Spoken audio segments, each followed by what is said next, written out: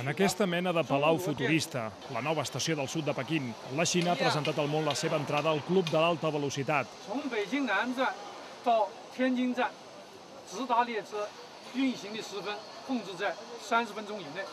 Fins ara es trigava 1 hora i mitja. Tot gràcies a aquests trens fabricats pels mateixos xinesos en cooperació amb empreses com Siemens o Alstom, arriben a 350 km/h de velocitat punta.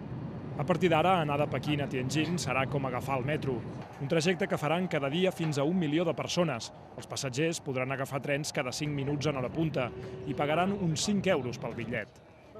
Aquest és l'aperitiu d'un projecte més ambiciós, la línia entre Pequín i Xangai, 2 ciutats a la mateixa distància que Barcelona i Brussel·les, que d'aquí a uns 5 anys quedaran a només 4 hores en tren. La línia d'alta velocitat entre Pequín i Tianjin es va pensar fa 5 anys. Els últims 3 han estat pròpiament els de construcció. I el més important, aquest projecte ha costat un 60% del que costa l'alta velocitat europea. Sergi Vicente, TV3, Pequín.